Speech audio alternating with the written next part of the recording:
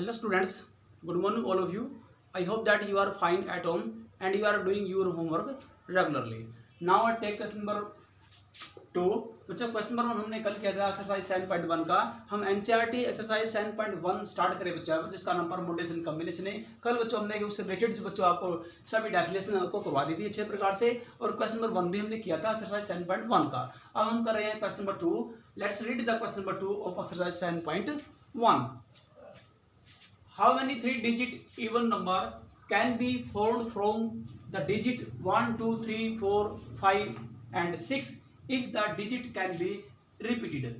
बच्चों यहाँ पर कंडीशन यहाँ डाल दी गई है. सबसे पहले कंडीशन यहाँ देखिए मैंने राइट कॉर्नर में यहाँ पर लिया है. कंडीशन क्या है पहले इसको समझना जरूरी है बच्चों. जब तक ये कंडीशन समझ में नहीं आएगी क्वेश्चन नहीं होगा. ओके बच्चों, कंडीशन ये है how many 3-digit even number कि सबसे पहले के 3 डिजिट नंबर हमने फिलअप करनी है. हमारे पास सपोज करो 3 बॉक्स है बच्चों 1, 2, 3. ओके बच्चों ऊपर आप देखिए देखो 1, 2, 3 ये 3 ब्लॉक आपके पास गिवन है. हमने इन 3 ब्लॉक में क्या है बच्चों क्या डिजिट फिलअप कोई इनमें से ये जो आपके पास 6 डिजिट दिए हैं 1 to 6 इनमें से कोई भी एनी वन डिजिट अपने फिलअप करनी है. ओके तो 3 डिजिट नंबर और वो बच्चों जो डिजिट 3 डिजिट क्या बच्चों नंबर होगा 3 डिजिट की जो संख्या होगी वो इवन नंबर होनी चाहिए ऐसा कंडीशन में डाला हुआ है. ओके यानी कि और डाटा क्या हमारे पास डेटा तो दिया है 1 to 6. तो कंडीशन क्या है फर्स्ट क्या है 3 डिजिट नंबर कि सबसे पहले 3 डिजिट नंबर होनी चाहिए 3 अंकों की संख्या होनी चाहिए. 3 डिजिट नंबर में 3 अंकों की संख्या होनी चाहिए. ओके जैसे फर्स्ट नंबर सेकंड नंबर और थर्ड नंबर इस प्रकार से 3 यानी कि 3 ब्लॉक में हर एक ब्लॉक में एक डिजिट होनी चाहिए.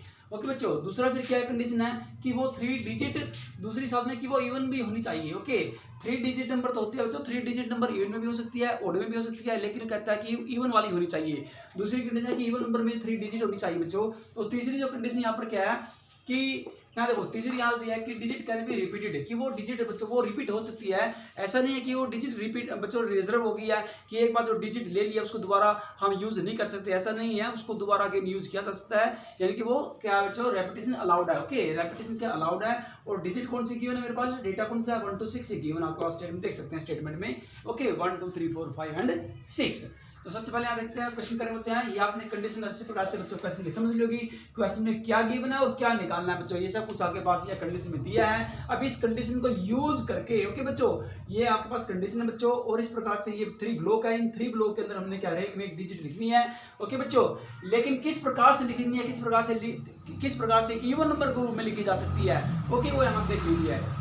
यहाँ एक्सप्लेनेशन करेंगे क्वेश्चन बच्चों. एक्सप्लेनेशन क्या है फॉर इवन नंबर. अब इवन नंबर की बात बच्चों यहाँ पर इट मीन देखो जिस संख्या के बच्चों लास्ट में का जो डिजिट होती है वो इवन में होनी चाहिए. जिस संख्या की लास्ट की डिजिट बच्चों इवन नंबर में होती है तो वो क्या कहलाएगी पूरी संख्या 3 डिजिट की इवन कहलाएगी. अगर बच्चों लास्ट का यूनिट प्लेस यानी कि जो वंस प्लेस अगर आपका ओड हो गया तो वो 3 डिजिट की संख्या बच्चों 3 डिजिट में तो होगी लेकिन वो इवन नहीं होगी. इवन होने के लिए बच्चों लास्ट का वंस प्लेस यानी यूनिट प्लेस क्या होना चाहिए बच्चों वो इवन होना चाहिए तभी वो संख्या 3 डिजिट इवन नंबर कहलाएगी. ओके बच्चों तो फॉर इवन नंबर के लिए क्या करेंगे unit place should be filled up by any one number from the data क्या गिवन है बच्चों 2. अब देखो सबसे पहले इवन नंबर की बात करता है 1 से 6 तक की जो संख्या थी बच्चों 1 to 6 इसमें से आप इवन नंबर को पिकअप कर लीजिए छाड़ लीजिए. ओके इसमें इवन नंबर क्या है 2, 4 एंड 6. इट मींस क्या है कि यूनिट प्लेस का जो ब्लॉक दिया है इसे बच्चों हम क्या पढ़ सकते हैं या तो 2 भी लिख सकते हैं 4 भी लिख सकते हैं और 6 भी इसमें लिखा जा सकता है. क्योंकि 2 लिखेंगे लास्ट में तो भी इवन नंबर ही होगा 4 लिखेंगे तो भी इवन नंबर होगा और 6 लिखेंगे तो भी इवन नंबर ही होगा. इनसे बाहर की डिजिट नहीं लिखनी है बच्चों. तो डिजिट दी गई है उनमें से ही हमने यहाँ पर कोई एक यहाँ पर लिखनी है. सभी नहीं लिखनी है 2, 4, 6 इनमें से एनी वन हमने यहाँ पर लिखनी है लेकिन बच्चों फिलअप तो एक ही करनी है यहाँ पर. ओके ये यहाँ पर तीनों ही जो 2, 4, 6 तीनों ही इवन नंबर है तो इट मीन इन तीनों में से कोई भी एक संख्या लिखी जा सकती है. ओके तो यहाँ पर 3 वेज हो जाएंगे. क्या हो जाएगा 3 वेज. अब उसके बाद बच्चों यहाँ पर जो 100 जो देखो ये आपका यूनिट प्लेस ये आपका 10th प्लेस ये आपका होता है 100 प्लेस. ओके बच्चों जो 10th प्लेस वाला है 10th प्लेस में बच्चों हम कोई भी डिजिट क्योंकि डिजिट रिपीट हो रही है जैसा कि कंडीशन में गिवन है तो इट मीन जो 6 की 6 संख्याओं में से हम कोई भी संख्या यहाँ फिलअप कर सकते हैं. ये हमारे पास 6 के 6 ऑप्शन बच्चों यहाँ पर क्या है खुले हुए हैं यहाँ पर. ओके हम 6 ऑप्शन में से कोई भी एक या किसी 6 डिजिट में से हम किसी भी एक को यहाँ पर बच्चों फिलअप कर सकते हैं. इसी प्रकार बच्चों तो 100 प्लेस है. अब हमारे पास 6 की 6 संख्याओं में से हम दोबारा फिर इनमें से कोई भी एक क्या यूज की जा सकती है. इट मीन कोई भी 6 वेज होंगे, इसको भी 6 वेज होंगे, क्योंकि 6 में से हम कोई भी एक डिजिट यूज कर सकते हैं। यह क्यों? क्योंकि डिजिट क्या है, रिपीट हो रही है, रेपिटेशन अलाउड है इसीलिए बच्चों। ओके, लेकिन यहाँ पर क्या है, 6 के 6 वेज नहीं लिखे जा सकते। 6 के 6 वेज इसलिए नहीं लिखा जा सकता बच्चों, क्योंकि इसमें 3 संख्याएं ऐसी हैं जो ओड की हैं और 3 संख्याएं ऐसी है जिसमें इवन की हैं, तो इसलिए 3 वेज होंगे बच्चों। क्योंकि हमने इसमें क्या, यहाँ पर जो लास्ट यूनिट प्लेस है, यहाँ पर इवन ही नंबर लिखा जा सकता है इनमें से, और इवन 3 संख्या है, इसलिए यहाँ पर 3 वेज होंगे। और बच्चों 10th प्लेस और 100th प्लेस पे 6 वेज क्यों है? क्योंकि 10th प्लेस और 100th प्लेस पर चाहे आप इवन लिखो या ऑड लिखो, क्योंकि इस संख्या का कोई प्रभाव नहीं पड़ता बच्चों, कोई फैक्टर नहीं पड़ता, क्योंकि लास्ट में इवन नंबर है ना, इसलिए कि पूरी संख्या 3 डिजिट की इवन नंबर ही कहलाएगी। बस लास्ट में आपका लास्ट की डिजिट 1 डिजिट यूनिट प्लीज आपकी इवन होनी चाहिए। ओके बच्चों, अब सेकंड प्लेस पर या थर्ड प्लेस पर आपकी इवन है ऑड है, वो डज नॉट मैटर, वो मैटर नहीं होता बच्चों। ओके, तो इससे इट मींस यहाँ पर भी 6 वेज हो सकते हैं, यहाँ पर भी 6 वेज हो सकते हैं। और बच्चों bye fundamental principle of counting जो थ्योरम मैंने आपको कराई बच्चों, बाय एपीसी थ्योरम सबसे स्टार्टिंग मैंने कराई थी कल बच्चों। तो फंडामेंटल थ्योरम को क्या कहती है? क्योंकि बच्चों देखो इसके क्या है, 6 डिफरेंट वेज है, इसको भी 6 डिफरेंट वेज में एक्सप्रेस करता है। ये ऊपर है, ये जो इवेंट है इसके 3, इसके डिफरेंट वेज के 3 है बच्चों। ओके, हाँ जी, तो यानी by FPC by fundamental principle of counting से हम कहते हैं बच्चों, क्या कहते हैं बच्चों, जब टोटल नंबर ऑफ वेज निकालने होते हैं, जब टोटल नंबर ऑफ ऑकरेंस निकालने होते हैं बच्चों वेज की, तो क्या करेंगे, तीनों ब्लॉकों के जो ओकर जो वेज है उनकी तीनों की क्या करते हैं बच्चों, टोटल में मल्टीप्लाई करते हैं। इसलिए bye fundamental principle of counting का दूसरा नाम मल्टीप्लिकेशन प्रिंसिपल भी है बच्चों। ओके, मल्टीप्लिकेशन प्रिंसिपल क्यों है? क्योंकि जब टोटल नंबर ऑफ वेज निकालते हैं तो हम जो सभी ब्लॉकों की वेज उनकी हम आपस में क्या करते हैं, सभी की मल्टीप्लाई करते हैं। इसलिए फंडामेंटल प्रिंसिपल ऑफ काउंटिंग का दूसरा नाम मल्टीप्लिकेशन प्रिंसिपल भी है बच्चों। ओके, तो क्या करेंगे, इनकी मल्टीप्लाई करेंगे। ओके, अब देखो सबसे पहले 3 वेज है बच्चों यूनिट प्लेस के, तो 3 मल्टीप्लाई 10 प्लेस के 6 वेज हैं, 100 प्लेस के 6 वेज हैं, तो 3 मल्टीप्लाई 6 तीनों की मल्टीप्लाई कराएंगे बच्चों म्यूचुअली, तो क्या आएगा आपका 108 आएगा, 108 तो 100 वेज आएंगे बच्चों आपको। ओके, तो 100 वेज में बच्चों 3 डिजिट संख्या को फॉर्म किया जा सकता है। ओके स्टूडेंट्स, अब करेंगे क्वेश्चन नंबर 2। सबसे पहले यहाँ देखेंगे, how many 4 letter code can be formed using the first 10 letter of the English alphabet. How many 4 letter code can be formed using the first 10 letter of the English alphabet? English alphabet के पास बच्चों जो first 10 letter आपके पास, okay क्या बच्चों, first 10 letter. Okay बच्चों, A B C D E F G H I J, यानी कि K से पहले प्रीसीडिंग K, क्योंकि K जो लेटर होता है बच्चों इंग्लिश अल्फाबेट का, वो 11वां लेटर होता है, 11वां लेटर होता है बच्चों, तो इससे पहले क्या होता है, J I J K। Okay बच्चों, तो जे तक चलेंगे, जे तक आपके ए से लेकर जे तक बच्चों आपको क्या है, first 10 letter of English alphabet हो जाएंगे।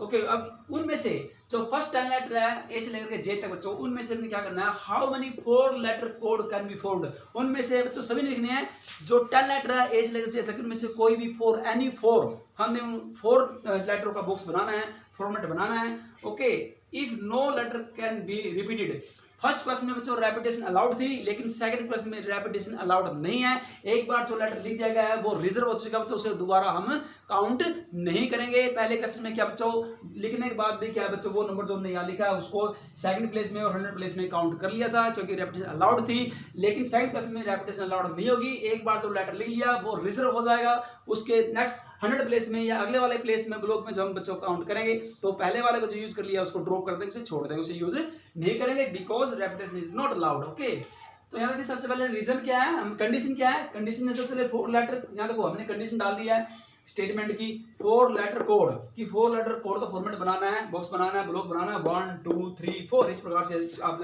फिगर देख लीजिए बच्चों। अगली कंडीशन डेटा जो दिया है फर्स्ट 10 लेटर को यूज करके, ओके ए से लेकर जे तक। थर्ड कंडीशन क्या है कि repetition is not allowed, repetition allowed नहीं है। तो इन बच्चों ये जो 3 पार्ट कंडीशन डाल देंगे, कंडीशन के 3 पार्ट, इनको ही घुमा के इनसे हमने क्वेश्चन बनाना है। ओके बच्चों, तो since the repetition of letter is not allowed, each place of the code can be filled in the following manner. Okay, तो बच्चों each place of the code के हर एक प्लेस को इस मैनर से, इस तरीके से भरा जा सकता है बच्चों। जैसे आपके पास बच्चों ये कोड दिए गए हैं पर 1 2 3 4, हर एक कोड को बच्चों क्या है, हाँ जी 4 लेटर्स में फिलअप करना है।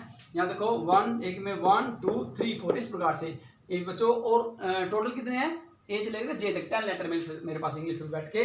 तो 10 by FPC fundamental principle of counting total number of code. आपको पता होना चाहिए बच्चों कि जो पहले वाला देखो सबसे पहले यहाँ से राइट से करेंगे यहाँ पर। ओके, जो फर्स्ट ब्लॉक है यहाँ पर ब्लॉक की बात हो रही है बच्चों, यहाँ डिजिट की बात हो रही है, तो फर्स्ट ब्लॉक को भरेंगे क्योंकि हमारे पास 10 लेटर इंग्लिश में बैठ के, तो 10 में से कोई भी एक यहाँ लिखा था, लेकिन लिखना बच्चों यही हमने 10 में से कोई एक चूज करना है। अब यहाँ पर कोई भी एक इमेज का 10 के 10 वेज होंगे, क्यों होंगे? क्योंकि 10 में से हम चूज कर रहे हैं, इसलिए 10 वेज होंगे इसके। ओके, कि ये देखना कि हम कितने में से वो नंबर चूज कर रहे हैं आउट ऑफ 10 में से 1 चूज करना है, तो इसलिए इसके 10 वेज होंगे। यहाँ देखो इसके 9 वेज क्यों है? यहाँ भी एक ही नंबर चूज, यहाँ भी एक ही लेटर चूज करना है, इस कोड में भी एक ही लेटर भरना है, फिलअप करना है, लेकिन यहाँ पर वेज कितने होंगे? 9। क्यों? क्योंकि ऑप्शन कितने? 9 ऑप्शन है, टोटल 9 में से 9 लेटर में से, क्योंकि एक तो 10 में तो यहाँ बच्चों एक यूज हो चुका है, इसी जब एक पहले वाले में एक यूज हो चुका है, 10 में से एक यूज हो गया, अब वो रिजर्व हो चुका है, तो बच्चों ये कितने? एक कम होगा ना 10 में से, तो 9 बच गए, तो इसके 9 वेज हो जाएंगे। इसी प्रकार थर्ड में से यूज करेंगे तो वो 8 में से यूज करेंगे, और फिर बच्चों इस तरह फोर्थ में करेंगे तो वो 7 में से यूज करेंगे, क्योंकि जैसे जैसे यूज होता रहेगा उसकी बच्चों अगले वाले में काउंटिंग नहीं होगी, उसे ड्रॉप देंगे, छोड़ देंगे, तो एक लेटर कम होता चला जाएगा। ओके, तो यहाँ 7 लेटर में से कोई भी एक फिलअप करेंगे, यहाँ 8 लेटर में से कोई भी एक फिलअप करेंगे, या 9 में से कोई भी एक फिलअप करेंगे, और 10 में से कोई भी फिलअप करेंगे। और आपने करना स्टार्टिंग कहाँ से बच्चों? आपके फर्स्ट यही है, first second third and fourth block हो जाएगा, फोर्थ कोड हो जाएगा। तो 10 बाय फंडामेंटल एफ के मैंने क्या है? एफ मैंने क्या होता है? एफ मीन्स होता है फंडामेंटल, पी मैंने fundamental principle of counting, C means counting, तो fundamental of principle of counting, या कह लीजिए multiplication principle. Total number of code निकालने का फार्मूला बनेगा, क्या बनेगा बच्चों? 100 m by n by r by p, जो भी आप कह सकते हैं। तो बच्चों यहाँ पर कहेंगे first ways, second ways, third ways और फोर्थ वेज, यानी कि 10 फर्स्ट वेज में तो कितने बच्चों? फर्स्ट कोड में कितने वेज हैं? 10। सेकंड कोड में कितने वेज हैं? Multiply 9।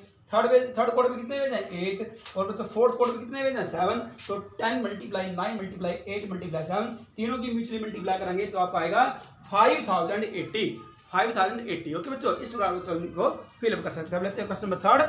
Now we take question number 3। Question number 4. How many 5-digit telephone number can be constructed using the digit 0 to 9 if each number start with 6 7, यानी कि 6 6 7 and no digit being repeated?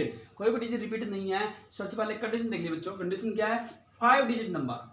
कौन कौन सी 5 digit number? Number 2 ये point है बच्चों, condition में point number 5। इन condition को use करके, इन पॉइंटों को यूज करके बच्चों अपने क्वेश्चन को सोल्व करना है। पॉइंट नंबर फर्स्ट, पहला पॉइंट क्या है? First point 5 digit number. Second point हो गया डिजिट बच्चों क्या है, में कौन सी है, किन डिजिटों को यूज करना है? 0 to 9।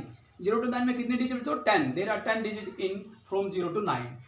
थर्ड पॉइंट है रेपिटेशन नॉट अलाउड। इनमें से बच्चों जो डिजिट एक बार यूज कर लिया है उसे दोबारा यूज नहीं किया जाएगा।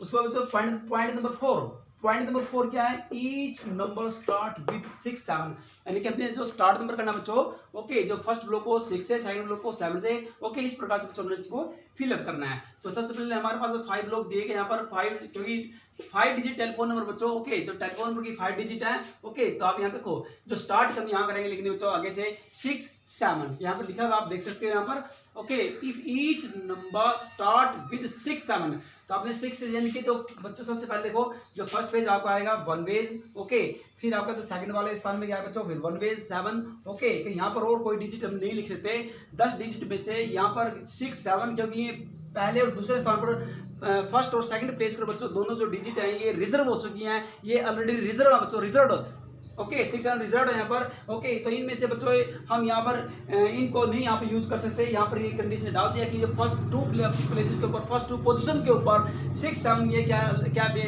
पहले से बिठा दी गई हैं, रिजर्व कर दी गई हैं। अब जो 3 प्लेसेस आपके पास बच गई हैं, क्योंकि टोटल 5 प्लेसेस है, रिजर्व वाली को और अनरिजर्व वाली को, दोनों को मिला करके, ओके, तो इनमें से बच्चों आपके पास देख रहे हो कि टोटल हमारे पास 10 है, और 10 में से 2 जो डिजिट यूज हो चुकी है ऑलरेडी, तो उनमें से बच गई 8 डिजिट, ओके, 2 निकाल देंगे। तो यहाँ पर इसमें जो थर्ड प्लेस आपका, थर्ड प्लेस में जो 8 डिजिट में से हम कोई भी डिजिट यहाँ फिलअप कर सकते हैं, तो इसके 8 वेज हो गए।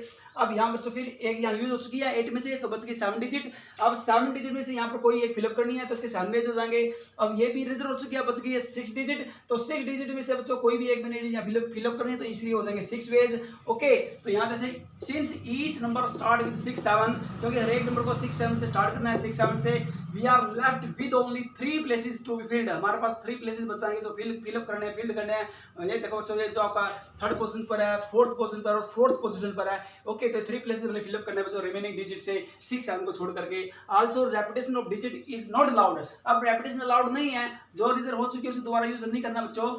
तो these 3 places can be filled in the following manner, इस तरीके से बच्चों इसको भरा जा सकता है। हाँ जी, बाय याद देखिए ये आपका जो डायग्राम मैंने आपको बता चुका हूँ। ओके बच्चों 10 bye fundamental principal counting, shortcut में बोल देंगे FPC, यानी कि फंडामेंटल प्रिंसिपल ऑफ काउंटिंग। ये थ्योरम क्या कहती है? मल्टीप्लिकेशन थ्योरम, मल्टीप्लिकेशन प्रिंसिपल इसका नाम है बच्चों, मैं कई बार आपको बता चुका हूं। Required number of 5 digit telephone number. Okay, इनके टोटल जो required number of 5 digit telephone number कितना है बच्चों? इन सब की क्या करेंगे? FPC यूज करके सभी की क्या करें बच्चों? टोटल में मल्टीप्लाई करते हैं, सभी वेज की मल्टीप्लाई करेंगे जितने वेज आपके पास ये गिवन है। तो 1 मल्टीप्लाई 1 मल्टीप्लाई 8 मल्टीप्लाई 7 मल्टीप्लाई 6, जब टोटल म्यूचुअली मल्टीप्लाई करेंगे तो आएगा 336। तो 336 बच्चों आपके टोटल वेज आएंगे, टोटल बच्चों आपकी अरेंजमेंट आएगी, परमुटेशन आएगी। ओके, अब करते हैं question number 5। Now I take question number 5 and 6। Question number 5, a coin is tossed 3 times and the outcomes are recorded. How many possible outcomes are there? Students, अगर हम किसी भी कोइन को थ्रो करेंगे 1 टाइम तो हेड या tell आएगा, या तो हेड आएगा, आइदर कम्स हेड और टेल। ओके, यानी कि देयर आर 2 आउटकम्स। ओके बच्चों, उसके बाद सेकंड टाइम करेंगे तो फिर क्या भाई? हेड और टेल। थर्ड टाइम करेंगे फिर हेड और टेल आएगा। ओके बच्चों, इस टाइम से या साइमल्टेनियसली करेंगे 1 बाय 1 करेंगे तो बच्चों क्या आएगा? 3 कॉइन्स को बच्चों एक साथ यानी साइमल्टेनियसली करेंगे या फिर 1 बाय 1 करेंगे तो टोटल नंबर ऑफ आउटकम जो आएंगे वो 8 आएंगे। क्यों आएंगे बच्चों? जैसे सपोज करो फर्स्ट टाइम यहाँ पर किया तो हेड और टेल हो सकता है, सेकंड टाइम थ्रो करेंगे तो फिर हेड और टेल हो सकता है, थर्ड टाइम करेंगे फिर हेड और टेल हो सकता है। इनके हर बार क्या आता है बच्चों? 2 वेज आते हैं।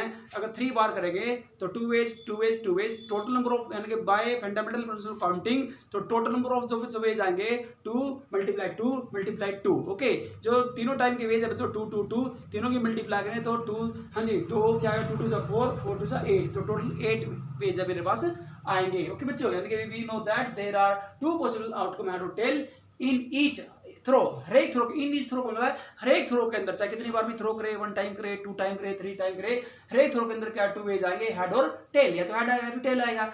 ओके, तो बच्चों सबसे पहले देखो फर्स्ट में, फिर सेकंड में और 3 में।